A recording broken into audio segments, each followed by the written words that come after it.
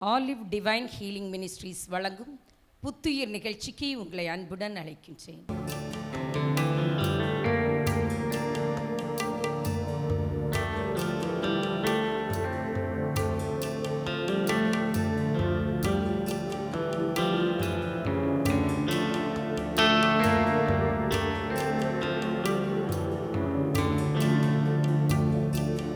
பனி போல பெய்யும் பரிசுத்தரே, மழையாக பொழியும் ஆவியே. பனி போல பெய்யும் பரிசுத்தரே, மழையாக பொழியும் ஆவியே. ஆவியே, ஆவியே, மழையாக பொழியும் ஆவியே. ஆவியே, ஆவியே, மழையாக பொழியும் ஆவியே. பனி போல பெய்யும் பரிசுத்தரே, மழையாக பொழியும் ஆவியே. மென்மையானவரே, மேகஸ்தம்பமே, மென்மையானவரே, மேகஸ்தம்பமே, ஊற்று தண்ணீர் ஜீவநதி, ஊற்று தண்ணீர் ஜீவநதி, ஆனந்த தைலமே, ஆனந்த தைலமே. பனி போல பெய்யும் பரிசுத்தரே, மழையாக பொழியும் ஆவியே. பனி போல பெய்யும் பரிசுத்தரே, மழையாக பொழியும் ஆவியே. வறண்ட நிலங்களிலே வாய்க்கால்கள் அமைப்பவரே, வறண்ட நிலங்களிலே வாய்க்கால்கள் அமைப்பவரே,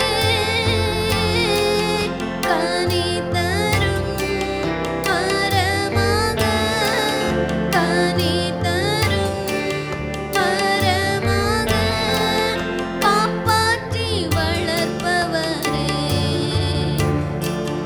காப்பாற்றி வளர்ப்பவரே. பனி போல பெய்யும் பரிசுத்தரே, மழையாக பொழியும் ஆவியே. பனி போல பெய்யும் பரிசுத்தரே, மழையாக பொழியும் ஆவியே. ஆவியே, ஆவியே, மழையாக பொழியும் ஆவியே. ஆவியே, ஆவியே, மழையாக பொழியும் ஆவியே. ஹெப்ரோன் விஷன் டிவி நேயர்கள் அனைவருக்கும் ஆண்டவராகிய இயேசு கிறிஸ்துவின் நாமத்தில் என் அன்பின் வாழ்த்துக்கள். கிறிஸ்துவுக்குள் பிரியமானவர்களே, இந்த நாளிலும் நம் ஆண்டவருடைய வார்த்தையை கேட்கும்படியாய் வந்திருக்கின்றோம். தேவ சமூகத்தில் நாம் அமர்ந்திருக்கின்ற போது கர்த்தருடைய கிருபை நம்மில் பெருகும்படியாய் வாஞ்சையோடு அமர்ந்திருப்போம். கர்த்தர் நம்மோடு பேசுவாராக. இந்த நாளிலும் நான் உங்களோடு கூட குறிக்கப்பட்ட காலம் என்கின்ற தலைப்பில் பேச உள்ளேன். யோபுவின் புஸ்தகம் 7ஆம் அதிகாரம் அதனுடைய 1ஆம் வசனம் இவ்விதமாய் சொல்லுகின்றது: பூமியிலே போராட மனுஷனுக்கு குறிக்கப்பட்ட காலம் உண்டல்லவோ, அவன் நாட்கள் கூலி ஆட்களுடைய நாட்களைப் போல் அல்லவோ இருக்கிறது என்று. பூமியிலே மனுஷனுக்கு போராட குறிக்கப்பட்ட ஒரு காலம் உண்டல்லவோ, குறிக்கப்பட்ட காலம். இந்த உலகத்தில் நாம் வாழ்கின்ற போது ஒரு குறிக்கப்பட்ட காலம் நாம் போராடும்படியாய் ஆண்டவர் இந்த உலகத்திலே வைத்திருக்கிறார். நம்முடைய வாழ்நாட்கள் ஒரு கூலிக்காரன் நாட்கள் போல் இருக்கிறது. கூலிக்காரன் நாட்கள் என்று சொல்லும்போது ஒரு கூலிக்காக ஒரு நாள் அல்லது ஒரு வாரம் அல்லது ஒரு மாதம் ஒரு வருடம் என்று அவன் கூலிக்கு அமர்த்தப்படுகின்றான். அதோடு அவன் அவ்விடத்தை விட்டு கடந்து செல்கின்றான். நம்முடைய வாழ்க்கையும் அப்படித்தான் இந்த உலகத்தில் உள்ளது. டெம்பரரி, இது நிரந்தரம் கிடையாது. ஒரு கூலி ஆட்கள் நாட்களை போல்தான் நம்முடைய வாழ்நாள் இருக்கிறது. இந்த வாழ்நாளிலே நாம் போராட வேண்டிய சில காலமும் நமக்கு இருக்கின்றது. வாழ்க்கை என்றால் என்ன என்று ஒரு மனிதனிடத்தில் கேட்டால் அல்லது உலக ஞானியிடத்தில் கேட்டால் அவர் சொல்லுவார், life is dual in nature. வாழ்க்கை இரண்டும் கலந்தது தான். போராட்டத்துக்கு ஒரு குறிக்கப்பட்ட காலம் உண்டு என்றால் வெற்றிக்கும் ஒரு குறிக்கப்பட்ட காலம் உண்டு. எல்லாவற்றுக்கும் ஒரு காலம் உண்டு. இது கர்த்தரால் அனுமதிக்கப்பட்டதே. எனவே தான் யோபு தன்னுடைய வாழ்க்கையில் கஷ்டங்களை அனுபவிக்கின்ற போது அவர் இவ்விதமாய் சொல்லுகின்றார், பூமியிலே போராட மனுஷனுக்கு குறிக்கப்பட்ட காலம் உண்டல்லவோ. மகிழ்ச்சியாயிருந்தால் துக்கமாயிருக்கிறதற்கு ஒரு காலம் உண்டு. தாழ்வில் இருந்தால் உயரத்தில் இருக்கவும் ஒரு காலம் உண்டு. அழுது கொண்டிருந்தால் நாம் சிரிக்கிறதற்கும் ஒரு காலம் உண்டு. எல்லாவற்றுக்கும் ஒரு காலம் இருக்கின்றது. போராட்டம் உண்டென்றால் வெற்றிக்கும் ஒரு காலம் உண்டு. பிரசங்கியின் புஸ்தகம் 3ஆம் அதிகாரம் 1ஆம் வசனத்தில் அதைத்தான் சாலமோன் ஞானி சொல்லுகின்றார். ஒவ்வொன்றிற்கும் ஒரு காலம் உண்டு. பிரசங்கியின் புஸ்தகம் 3ஆம் அதிகாரம் 1ஆம் வசனம். ஒவ்வொன்றிற்கும் ஒவ்வொரு காலம் உண்டு. வானத்தின் கீழ் இருக்கிற ஒவ்வொரு காரியத்திற்கும் ஒவ்வொரு சமயம் உண்டு. பிறக்க ஒரு காலம் உண்டு, இறக்க ஒரு காலம் உண்டு. நட ஒரு காலம் உண்டு, நட்டதை பிடுங்க ஒரு காலம் உண்டு. கொல்ல ஒரு காலம் உண்டு, குணமாக்க ஒரு காலம் உண்டு. இடிக்க ஒரு காலம் உண்டு, கட்ட ஒரு காலம் உண்டு. அழ ஒரு காலம் உண்டு, நகைக்க ஒரு காலம் உண்டு. புலம்ப ஒரு காலம் உண்டு, நடனம் பண்ண ஒரு காலம் உண்டு என்று சொல்லி தொடர்ந்து அவர் சொல்லிக்கொண்டு போகின்றார். என கேட்கின்ற அருமையான கர்த்தருடைய பிள்ளைகளே, இந்த உலகத்தில் வாழ்கின்ற போது நாம் அறிந்து கொள்ள வேண்டியது அதுதான். எல்லாவற்றுக்கும் ஒரு குறிக்கப்பட்ட காலம் உண்டு. அந்த குறிக்கப்பட்ட காலத்திற்கு பின் ஒரு மாறுதல் ஏற்படும் என்பதுதான் உண்மை. எனவே தான் யோபு பக்தன் யோபுவின் புஸ்தகம் 14ஆம் அதிகாரம் அதனுடைய 13, 14 ஆகிய வசனத்தில் அவர் சொல்லுகின்றார், நீர் என்னை பாதாளத்தில் ஒழித்து உமது கோபம் தீருமட்டும் என்னை மறைத்து என்னை திரும்ப நினைக்கும்படிக்கு எனக்கு ஒரு காலத்தை குறித்தால் நலமாயிருக்கும். மனுஷன் செத்த பின் பிழைப்பானோ? எனக்கு மாறுதல் எப்போது வருமென்று எனக்கு குறிக்கப்பட்ட போராட்டத்தின் நாளெல்லாம் நான் காத்திருக்கிறேன். எனக்கு எப்பொழுது மாறுதல் வருமோ என்று எனக்கு குறிக்கப்பட்ட போராட்டத்தின் நாளெல்லாம் நான் காத்திருக்கிறேன். என்னை கேட்கின்ற அருமையான கர்த்தருடைய பிள்ளைகளை, இந்த நாளிலே நாம் ஒருவேளை நாம் மகிழ்ச்சியாய் இருந்திருக்கலாம். சத்துரு நம்முடைய வாழ்க்கையிலே குறுக்கிடுகின்ற போது ஒரு போராட்டத்தின் காலத்துக்குள்ளே நீங்கள் இருந்து கொண்டிருந்தால் இந்த குறிக்கப்பட்ட காலத்திற்கும் ஒரு மாறுதல் உண்டு என்றுதான் யோபு பக்தன் சொல்லுகின்றார். எனவே தான் அவருடைய வாழ்க்கையில் வந்த போராட்டத்தின் போது அவர் சொல்லுகின்றார், இவற்றுக்கெல்லாம் ஒரு மாறுதல் எப்பொழுது வரும் என்று உமக்கு காத்திருக்கிறேன். நான் செய்ய வேண்டியது ஒன்றுதான். வாழ்க்கையின் போராட்ட வேளையில், துன்ப வேளையில், கஷ்டமான நேரங்களில், தாழ்வான நேரங்களில், மற்றவர்கள் நம்மை பகைக்கின்ற நேரங்களில், மற்றவர்கள் நம்மை எதிர்க்கின்ற நேரங்களில், நமக்கு விரோதமாய் செயல்படுகின்ற நேரங்களில் இது நம்முடைய போராட்டத்தின் காலம் என்பதை அறிந்து கொண்டு இவற்றிற்கும் ஒரு குறிக்கப்பட்ட காலம்தான், இதற்கு பின் மகிழ்ச்சியின் ஒரு காலம் உண்டு, ஒரு வெற்றியின் காலம் உண்டு, மாறுதல் இல்லாமல் இருக்காது என்கின்ற நம்பிக்கை நமக்குள் வேண்டும். ஹல்லேலூயா, ஹல்லேலூயா. ஆண்டவர் நம்மோடு கூட இருக்கின்ற போது அவர் நமக்கு மாற்றத்தை கொடுக்க போதுமானவர். ஏசாயா தீர்க்கதரிசியின் புஸ்தகம் 61ஆம் அதிகாரத்தின் 1ஆம் வசனம், அதை தொடர்ந்த வசனங்களில் 4 வரை பார்க்கின்ற போது ஆண்டவர் ஒரு மாற்றத்தை கொடுக்கும்படியாக இந்த உலகத்தில் வந்தவர் என்பதை நாம் அறிந்து கொள்ள முடியும். அதனுடைய 3-4 பார்க்கின்ற போது அவர் துயரப்பட்டவர்களை சீயோனில் துயரப்பட்டவர்களை சீர்படுத்தவும், அவர்களுக்கு சாம்பலுக்கு பதிலாக சிங்காரத்தையும் துயரத்துக்கு பதிலாக ஆனந்த தைலத்தையும் ஒடுங்கின ஆவிக்கு பதிலாக துதியின் உடையும் கொடுக்க வந்தேன் என்று சொல்லுகிறார். என்னை கேட்கின்ற அருமையான தேவ ஜனமே, ஆண்டவர் எவ்வளவாய் மாறுதலை கொடுக்கிறார் என்று பாருங்கள். என்றைக்கும் ஒரு ஒடுங்கின ஆவி அல்ல. இன்றைக்கு நீங்கள் ஒடுங்கின ஆவி உடையவர்களாய் ஒடுங்கி போய் நெருக்கப்பட்டவர்களாய் இருந்தால் ஆண்டவர் உங்களை துதிக்கும்படியான ஒரு காலத்திற்குள்ளே கொண்டு வரப்போகின்றார். ஹல்லேலூயா, ஹல்லேலூயா. கிறிஸ்துவுக்குள் பிரியமானவர்களே, அதுதான் நம்முடைய நம்பிக்கை. யோபுடைய நம்பிக்கை அதுதான். என்றைக்கும் எனக்கு போராட்டத்தின் நாட்கள் அல்ல, இப்படி ஒரு குறிக்கப்பட்ட நாளுக்கு பின் எனக்கு ஜெயத்தின் நாளும் உண்டு என்று நம்பியிருந்தார் யோபு. சாம்பலுக்கு பதிலாக சிங்காரத்தை கொடுக்கிறவர், துயரத்திற்கு பதிலாக ஆனந்த தைலத்தை கொடுக்கும் நாட்கள் உண்டு என்பதையும் அந்த மாறுதல் ஏற்படும் என்பதை அவர் அன்றைக்கு விசுவாசித்தார். கடைசியில் இரண்டத்தனையான நன்மை பெற்று துதியின் உடையை தரித்து கொண்டார்.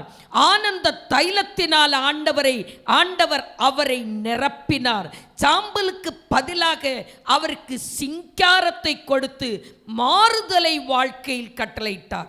என்னை கேட்கின்ற அருமையான தேவ பிள்ளையே, இந்த நாளிலே உங்களோடு நான் சொல்லிக்கொள்வது, உங்கள் வாழ்க்கையில் இந்த உலக வாழ்க்கையில் வாழ்கின்ற போது இங்கே ஒரு போராட்டத்தின் காலம் உண்டு.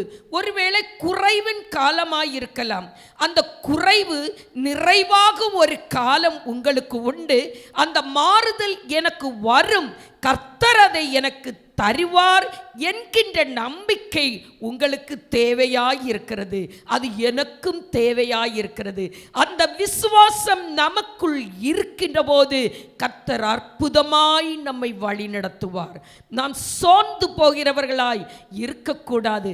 அந்த யோபுவை போல, ஆண்டவரே எப்பொழுது என் வாழ்க்கையிலே மாறுதல் ஏற்படும் என்று சொல்லி உமக்காக காத்திருக்கிறேன் என்று சொன்னதை போல காத்திருக்கிற ஒரு அனுபவம் நமக்கு தேவை. 102ஆம் சங்கீதம் அதனுடைய 13ஆம் வசனம் இவ்விதமாய் சொல்லுகின்றது, சீயோனுக்கு இறங்கும்படி உதவி செய்யும்படி கர்த்தாவே நீர் எழுந்தருளி சீயோனுக்கு இறங்குவீர். அதற்கு தயை செய்யும் காலமும் அதற்காக குறித்த நேரமும் வந்திருக்கிறது. ஹல்லேலூயா. சீயோன் என்றால் கர்த்தர் வாசம் பண்ணுகின்ற இடம். உங்களுக்குள்ளும் எனக்குள்ளும் ஆண்டவர் வாசம் பண்ணுகின்ற போது ஒருவேளை சத்துரு நெருக்கத்திற்குள்ளே நம்மை நடத்தினாலும் நம் வாழ்க்கையிலே இறங்கும்படியாய் ஒருவர் இறங்கி வர இருக்கிறார். ஹல்லேலூயா. அவர் இரக்கத்தின் தேவன். அந்த இரக்கமுள்ளவர் இறங்கி வருகின்ற போது நமக்கு தயை செய்வார். அது தயை செய்யும் காலம். அதற்கான குறிக்கப்பட்ட காலமும் வந்திருக்கிறது என்று பக்தன் தாவீது சொல்லுகிறார். ஹல்லேலூயா.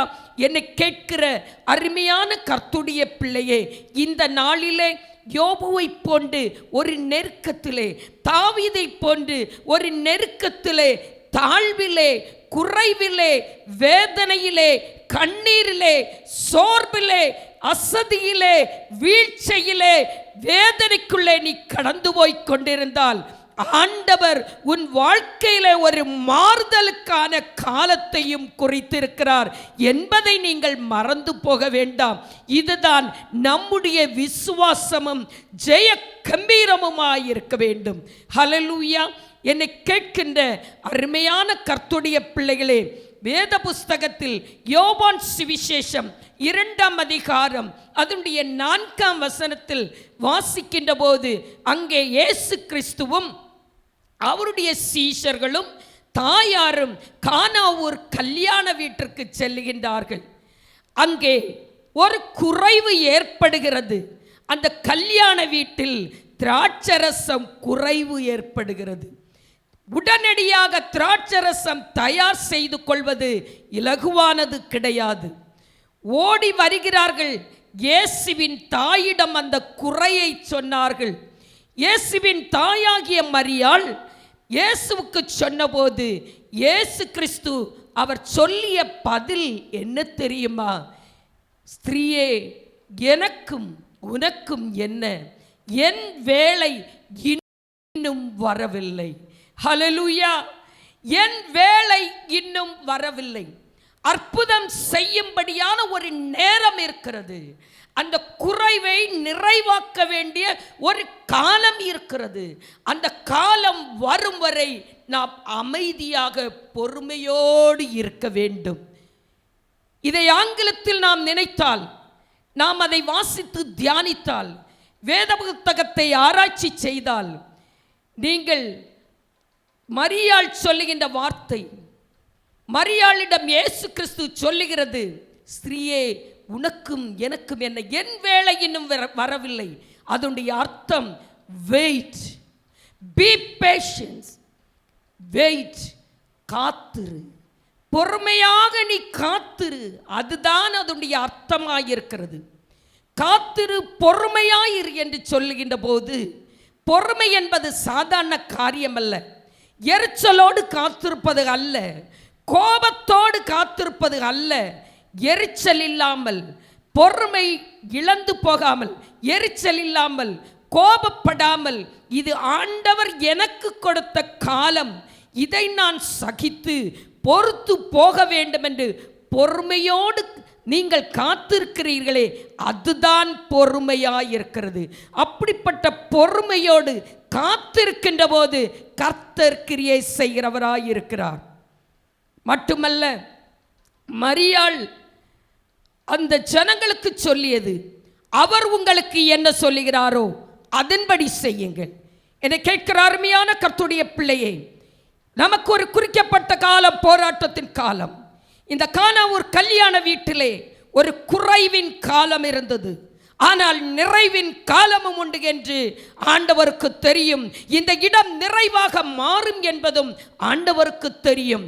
அவர் சொல்லுகிறார், நீங்கள் போய் கற்சாடிகளை நிரப்புங்கள், வெறுமையான கற்சாடிகளை தண்ணீரினால் நிரப்புங்கள் என்று சொல்லுகிறார். வார்த்தைக்கு, அவருடைய வார்த்தைக்கு மறுவார்த்தை இல்லாமல் அப்படியே கீழ்ப்படிந்து செய்கிறார்கள். பந்தி விசாரிப்புக்காரண்டத்தில் கொண்டு கொடுங்கள், பரிமாறுங்கள். அற்புதம். முந்தின திராட்சரசத்தை விட பிந்தின திராட்சரசம் மதுரமுள்ளதாயிருந்தது. கிறிஸ்துவுக்குள் பிரியமானவர்களே, நம்முடைய வாழ்க்கை ஒரு கொடூரமானதாய் இருக்கிறது, வேதனை நிறைந்ததாய் இருக்கின்றது.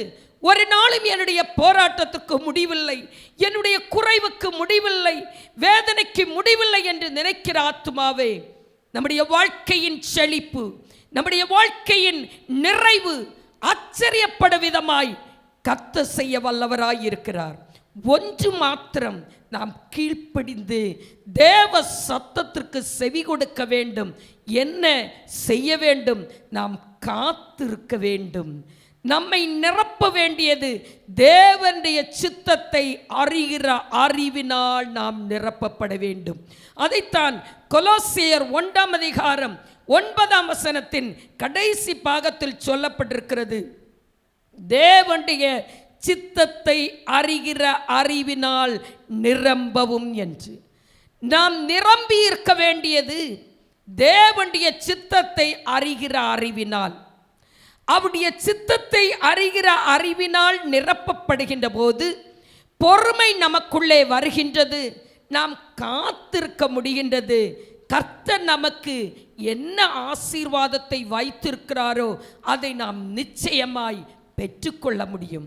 கிறிஸ்துவுக்குள் பிரியமானவர்களே, இந்த நாளிலே நாம் கேட்டுக்கொண்டிருக்கிறோம், ஒரு குறிக்கப்பட்ட காலம் போராட்டத்தின் காலம்.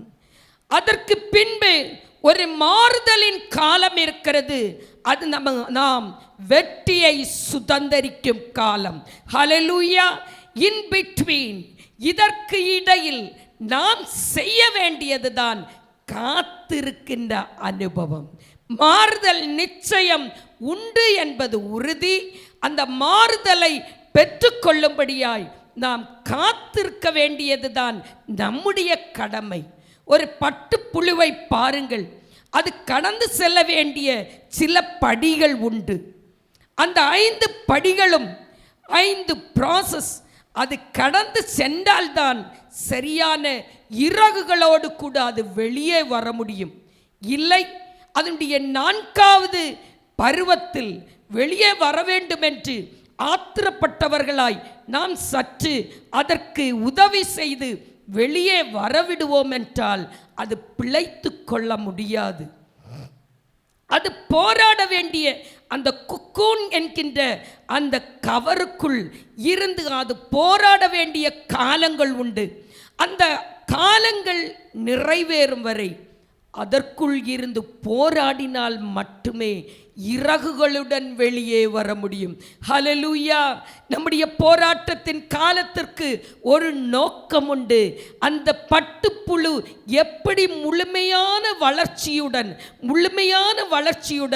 பறந்து வெளியே வருகிறதோ அதை போன்று பறக்கிறவர்களாய் வெளியே வர வேண்டுமென்றால் வாழ்க்கையிலே வருகின்ற சோதனைகள், பிரச்சனைகளை, அனுபவங்களை எல்லாவற்றையும் நாம் அனுபவங்களாக்கி கொண்டு நம்முடைய வாழ்க்கையில் அது கர்த்தர் அனுமதித்தது, அது பாடம் என்று நாம் அறிந்து கொள்ள வேண்டும். அப்படி தெரிந்து அந்த காலத்திலே நாம் பொறுமையோடு காத்திருந்தால் பறக்கின்றவர்களாய் இந்த உலகத்திலே வாழ முடியும். ஹல்லேலூயா, ஹல்லேலூயா. எல்லாவற்றுக்கும் ஒரு காலம் உண்டு. என்றைக்கும் ஒரே நிலைமை கிடையாது. யோசேப்பை பாருங்கள். யோசேப்பை நேசித்தார் தன்னுடைய தகப்பன், மிக அதிகமாய் நேசித்தார். சகோதரர்கள் நேசித்தார்கள். ஆனால் ஒரு காலகட்டத்தில் அவன் ஒரு சொப்பனத்தை 17வது வயதில் பார்க்கின்றான். பகைக்க ஆரம்பிக்கின்றார்கள். இதுவரை நேசித்த சகோதரர்கள் பகைக்கின்றார்கள். நேசிக்க ஒரு காலம், பகைக்க ஒரு காலம். இப்போது சதி திட்டம் தீட்டுகிறார்கள். யோசேப்பு வனாந்திரத்திலே தன்னுடைய சகோதரர்களை பார்க்கும்படியாய் தன்னுடைய தகப்பனால் அனுப்புவிக்கப்படுகின்றான். அவன் அங்கே செல்கின்ற போது இவனை கொல்ல வேண்டும் என்று கொலை முயற்சிகள் நடக்கின்றது. குழிக்குள்ளே போடுகின்றார்கள். இஸ்மவேலருக்கு விற்று போடுகின்றார்கள். போத்திப்பாரின் வீட்டிலே அடிமையாயிருக்கின்றான். சிறைச்சாலையிலே கைதியாயிருக்கின்றான்.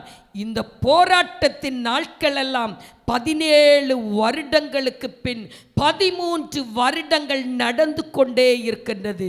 13 வருடங்கள் போராட்டத்தின் காலம். ஆனால் யோசேப்பு பொறுமையோடு கூட இருந்தான். வாக்குத்தத்தத்தில் உண்மையுள்ளவர், தரிசனங்களை காண்பித்து கொடுத்தவர், அதை நிறைவேற்றுகிறதற்கு வல்லமை உள்ளவர், நம்மை நடத்துகிறவர் நம்மோடு கூட இருக்கின்ற போது வாக்குத்தத்தத்தை கொடுத்திருக்கின்றாரா அல்லது தரிசனங்களை கொடுத்திருக்கின்றாரா? நிச்சயமாய் அதை நிறைவேற்றுவதற்கு இந்த போராட்டத்தின் நாட்களிலே நாம் பொறுமையோடு கூட இருக்க வேண்டும். யோசேப்பு அந்த பொறுமையை தான் கடைபிடித்தான். 30வது வயதிலே அதிகாரியாய், எகிப்தின் மாகாணத்திலே அதிகாரியாய் மாற்றப்படுகின்றான். 7 வருடங்கள் பஞ்சம். அதற்கு பின் தன்னுடைய சகோதரர்கள் தன்னை தேடி வருகிறார்கள்.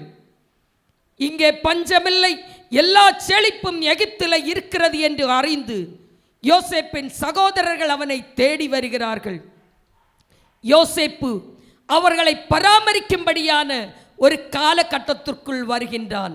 தன்னுடைய 37வது வயதில் 20 வருடம் கழித்துதான் பகைத்தவர்கள் நேசிக்கும்படியான ஒரு காலம் அவனுக்கு வந்தது. என்னை கேட்கிற அருமையான கர்த்தருடைய பிள்ளைகளே, உங்களை பகைக்கின்றார்களா? உங்களை துன்பப்படுத்துகின்றார்களா? நீங்கள் வேதனையோடு கடந்து செல்கின்றீர்களா? நன்மை செய்தாலும் உங்களுக்கு தீமை செய்கின்றார்களா? உங்களை நேசிக்கும் ஒரு காலம் உண்டு. இந்த பகைமைகள் மாறுகின்ற ஒரு காலம் உண்டு. ஒரு விடியல் உங்கள் வாழ்க்கையிலையும் கர்த்தர் வைத்திருக்கிறார். மாறுதல் வருமோ? எப்பொழுது ஆண்டவரே மாறுதல் வருமோ என்று யோபு பக்தன் கேட்டதை போல நாமும் ஒருவேளை இந்த நாட்களிலே கேட்டுக்கொண்டு இருக்கலாம். நம்முடைய வாழ்க்கையிலும் ஆண்டவர் மாறுதலை கொடுக்கிறதற்கு போதுமானவராயிருக்கிறார். ஹல்லேலூயா. யோசேப்புடைய வாழ்க்கையில் 20 வருடத்திற்கு பின் பகைத்தவர்கள் சிநேகிதரானார்கள். 13 வருடத்திற்கு பின் தான் கண்ட சொப்பனம் நிறைவேறி தாழ்வில் இருந்தவன் உயர்த்தப்படுகின்றான். ஒரு நாளில் தாழ்வுக்கான ஒரு காலம், அவன் உயர்த்தப்படுகிறதற்கு ஒரு குறிக்கப்பட்ட காலத்தையும் கர்த்தர் வைத்திருந்தார். என்னை கேட்கின்ற அருமையான கர்த்தருடைய பிள்ளையே, உன் வாழ்க்கையிலே என்றைக்கும் இதுவல்ல நிலைமை, என்றைக்கும் இதுவல்ல நிலைமை. இயேசு உன் வாழ்க்கையிலே இருக்கின்ற போது உன் வாழ்க்கையிலே மாறுதல் ஏற்படுவது உறுதியாயிருக்கிறது. தாவீதுடைய வாழ்க்கையை எண்ணி பாருங்கள். 19வது வயதிலே அபிஷேகம் பெறுகின்றான். 17 வருடங்கள் ஓடுகின்றான். எதிரியால் விரட்டப்படுகின்றான். வனாந்திரத்திலே அலைந்து திரிகின்றான். சகோதரர்களுடைய நேசமில்லை. தன்னை உயர்த்தலாம் என்று சொன்ன தன்னுடைய மாமனாகிய சவுலும் எதிரியாக மாறுகின்றான். எதிரிடைகள் ஏற்படுகின்ற போது, எதிர்ப்புகள் ஏற்படுகின்ற போது, கர்த்தரை எப்பொழுதும் எனக்கு முன்பாக வைத்திருக்கிறேன், அவர் என் வலது பார்சத்தில் இருக்கிறபடியால் நான் அசைக்கப்படுவதில்லை என்ற ஒரே ஒரு நம்பிக்கையோடு கூட தாவீது பக்தன் ஓடிக்கொண்டிருந்தார். அவரை ஆண்டவர் எதற்காக அபிஷேகம் பண்ணினாரோ அந்த அபிஷேகம் நிறைவேறுகிறதற்கான காலம் 17 வருடங்களுக்கு பின் நிறைவேறியது.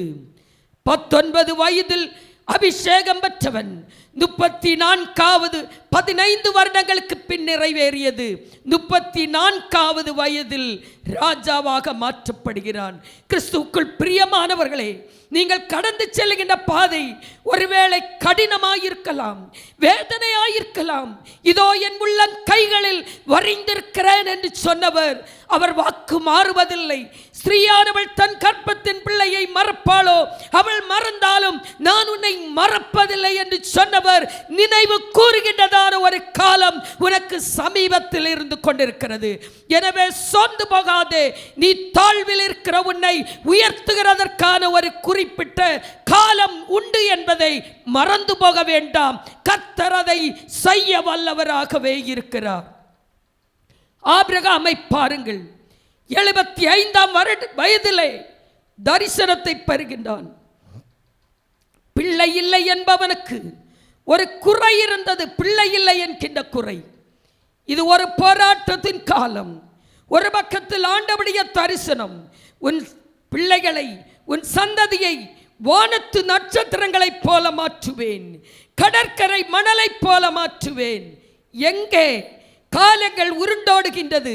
10 வருடம் அல்ல, 15 வருடம் அல்ல, 20 வருடம் அல்ல, 25 வருடங்கள் ஓடிவிட்டது. 100வது வருடத்திலே அவன் பிள்ளை பெரும் பாக்கியத்தை பெற்றுக் கொள்கின்றான். ஹல்லேலூயா. ஆண்டவர் சொன்ன வாக்கில் உண்மையுள்ளவர். நீ தாழ்ந்திருக்கிறதற்கு ஒரு காலம் இருக்கும் என்றால் நீ உயர்ந்திருக்கிறதற்கு ஒரு காலம் உண்டு. நீ குறைவோடு இருக்கிறதற்கு ஒரு காலம் உண்டு என்றால் நீ நிறைவோடு இருக்கிறதற்கு ஒரு காலம் உண்டு. உன்னை பகைக்கிறதற்கு ஒரு காலம் உண்டு என்றால் உன்னை நேசிக்கிறதற்கு ஒரு காலம் உண்டு. உனக்கு சத்ருவாய் இருக்கிறதற்கு, மக்கள் உனக்கு எதிரிகளாய் இருக்கிறதற்கு ஒரு காலம் உண்டு என்றால் உன்னை நேசிக்கும்படியாய், உனக்கு சிநேகிதர்களாய் மாறுகிறதற்கு ஒரு காலம் உண்டு. ஆபிரகாமுடைய வாழ்க்கையிலே பிள்ளை இல்லை என்கின்ற ஒரு குறை இருந்தது. அந்த குறை நீங்கி நிறைவு ஏற்படுகிறதற்குரிய ஒரு காலத்தை 25 வருடங்கள் காத்திருக்க வைத்து அந்த காலத்தை ஆண்டவர் நிறைவேற்றுகிறார். ஹல்லேலூயா. என்னை கேட்கின்ற அருமையான தேவச்சனமே, உங்கள் வாழ்க்கையின் வெற்றி தேவ சமூகத்திலே இருக்கிறது. தேவ கிருபை உங்களோடு கூட இருக்கின்ற போது தொய்ந்து போக வேண்டிய தேவையில்லை. மோசேயை குறித்து உங்களுக்கு தெரியும். மோசே பார்வோனின் அரண்மனையிலே வாழ்ந்து வந்தவன். அவனுடைய வாழ்க்கை செல்வ சீருடன் செழிப்பாக இருந்தது. ஆனால் உள்ளத்திற்குள்ளே ஒரு லட்சியம், ஒரு கனவு இருந்தது. இஸ்ரவேல் ஜனங்களை வழி நடத்த வேண்டும் என்று, அடிமைத்தனத்திலிருந்து விடுதலையாக்க வேண்டும் என்று. ஆனால் தன்னுடைய சொந்த ஜனம் ஏற்றுக்கொள்ளும்படியாயில்லை. 40வது வயதிலே அவன் ஓடுகின்றான். எகிப்தின் ராஜ்யத்தை விட்டு மீதியான் தேசத்திலே போய் அங்கே மீதியான் தேசத்திலே ஒரு பெண்ணை விவாகம் பண்ணுகின்றான். எத்ரோவின் மகளை விவாகம் பண்ணி, ஆசாரியனாகிய எத்ரோவின் மகளை விவாகம் பண்ணி அங்கே வாழ்ந்து கொண்டிருக்கின்றான். 40 வருடம் கழிகின்ற போது தேவ தரிசனத்தை பெறுகின்றான். எதற்காக நீ அழைக்கப்பட்டாயோ, எதற்காக நீ குறிக்கப்பட்டாயோ, எதற்காக நீ தெரிந்து கொள்ளப்பட்டாயோ, அதை நிறைவேற்றும் காலமும் சமீபமாயிருக்கிறது. மோசே 40 வருடம் வனாந்தரத்தில் இருக்கின்றான். 40 வயதில் ஓடிப்போனவன் 40 வயதிற்கு பின், 40 வருடத்திற்கு பின் கர்த்தருடைய தரிசனத்தை பெற்று எகிப்துக்கு திரும்பி வருகின்றான். இஸ்ரவேல் ஜனங்களுக்கு ஒரு விடுதலையை கொடுக்கும்படியாய், அவர்களுக்காக பரிந்து பேசுகிறவனாய் இங்கே எகிப்திற்கு கடந்து வருகின்றான். 80வது வயது அவனுக்கு. என்னை கேட்கிற அருமையான தேவச்சனமே, எத்தனை காலம் ஆண்டவருடைய தரிசனம் நிறைவேறுகிறதற்கு காத்திருக்க வேண்டுமோ அதை நீங்கள் காத்திருங்கள். ஆண்டவர் அனுமதித்திருக்கிற காலம் மோசேக்கு 40 வருடம் காத்திருந்த பின்புதான் அவனுடைய போராட்டத்தின் காலங்கள் மாறி இஸ்ரவேல் ஜனங்களை நடத்துவதற்கான அனுபவத்தை பெற்று அவன் கடந்து வருகின்றான். எதை வாஞ்சித்தானோ, அவனுடைய வாழ்க்கையில் எதை லட்சியமாக வைத்திருந்தானோ அதை நிறைவேற்றும்படியாய் கர்த்தர் அவனை அதிகாரப்படுத்தினார். கிறிஸ்துவுக்குள் பிரியமானவர்களே, இந்த நாளிலே கர்த்தர்களோடு பேசிக் கொண்டிருக்கிறார். எந்த காரியத்திலே தொய்ந்து போனவர்களாயிருக்கின்றீர்கள்? இந்த உலகத்தில் குறிக்கப்பட்ட நாட்கள் போராட்டத்தின் நாட்கள், அதற்கு பின்னோ ஒரு ஜெயத்தின் நாட்கள் உண்டு, மாறுதல் உண்டு என்கின்ற நம்பிக்கை, விசுவாசத்தை நம்முடைய வாழ்க்கையிலே அறிந்து கொண்டோம் என்றால், எப்படி ஆபிரகாம் நிறைவை பெற்றுக் கொண்டானோ, எப்படி மோசே ஒரு லீடராக தன்னுடைய தரிசனத்தை நிறைவேற்ற முடிந்ததோ, அப்படியே தாவீது போராட்டத்தின் நாட்கள் மாறி ஒரு ஜெயத்தை பெற்றுக்கொள்ள முடிந்ததோ, யோசேப்பு தன்னுடைய வாழ்க்கையின் பகைமைகள் மாறி, வேதனைகள் மாறி உயர்ந்த இடத்தில் அமரச் செய்து சகோதரர்களால் பகைக்கப்பட்ட அவன் சிநேகிக்கப்பட்டானோ, அதை போன்று இந்த நாளிலே என்ன குறைவோடு இருக்கிறீர்கள்? கானாவூர் கல்யாண வீட்டில் குறைவை நிறைவாக்கின தேவன் ஆண்டவர் தண்ணீரையே திராட்சரசமாக்கினவர். உன் வாழ்க்கையில் இன்றைக்கு அற்புதம் நடக்காதா? வாழ்க்கை வேதனையோடு இருக்கிறது, பரிதபிக்கப்படத்தக்கதா இருக்கின்றது என்று நினைத்து கொண்டிருக்கிற ஆத்துமாவே, இதை கடந்து நான் செல்ல முடியுமா என்று நினைக்கின்ற ஆத்துமாவே, இந்த யோபு பக்தனை போல குறிக்கப்பட்ட நாள் ஒன்று உண்டு. ஆண்டவரே, எப்பொழுது மாறுதல் வருமோ என்று அந்த குறிக்கப்பட்ட நாளெல்லாம், என் போராட்டத்தின் நாளெல்லாம் உமக்கு காத்திருக்கிறேன் என்று அவர் சொன்னது போல தேவ சமூகத்திலே நாம் காத்திருப்போம், முறுமுறுக்காமல் இருப்போம். சங்கீதம் 40:1 சொல்லி இருக்கிறபடியே கர்த்தருக்காக பொறுமையுடன் காத்திருந்தேன். அவர் என்னிடமாய் சாய்ந்து என் கூப்பிடுதலை கேட்டார். ஹல்லேலூயா. அவரை கூப்பிட்டு கொண்டிருங்கள். யோபு கூப்பிட்டதைப் போல, ஆபிரகாம் கூப்பிட்டதைப் போல, மோசே கூப்பிட்டதைப் போல, தாவீது கூப்பிட்டதைப் போல, யோசேப்பைப் போல ஆண்டவரை நோக்கி கூப்பிடுங்கள். கர்த்தர் நிச்சயம் உங்கள் வாழ்க்கையின் குறைவுகளை, போராட்டத்தின் நாட்களை மாற்றி ஜெயத்தின் நாட்களை கொடுப்பார். அந்த மாறுதல் ஏற்படும்படியாய் நீங்கள் செய்ய வேண்டியது ஒன்று மாத்திரமே. கொலோசியர் 1:9 சொல்லி இருக்கிறபடி உங்கள் இருதயத்தை அவருடைய சித்தத்தை அறிகிற அறிவினால் நிரப்புங்கள். அந்த சித்தத்தை அறிகிற அறிவினால் நிரப்புகின்ற போது கர்த்தர் செய்கிறது எல்லாம் நன்மைக்காகவே இருக்கும். ஏற்ற நாளில் அவர் நன்மையானதை செய்வார். There is an appointed time for everything and anything என்பதை தெரிந்து கொண்டு விட்டால் ஆண்டவருடைய பிளான் நம்முடைய வாழ்க்கையிலே செயல்படுத்த முடியும். எனவே காத்திருப்போம், தேவ தரிசனத்தோடு வாழுவோம். எரேமியா 29:11 சொல்லுகின்றது, நீ எதிர்பார்த்திருக்கும் முடிவை உங்களுக்கு கொடுக்கும்படி நான் உங்கள் பெயரில் நினைத்திருக்கிற நினைவுகளை அறிவேன் என்று கர்த்தர் சொல்லுகிறார். அவைகள் தீமைக்கல்ல, சமாதானத்துக்கு ஏதுவான நினைவுகளே. ஆங்கில வேதாகமத்திலே I know my plan for you, உன்னை குறித்து என்னுடைய திட்டம் என்ன என்பது எனக்கு தெரியும்.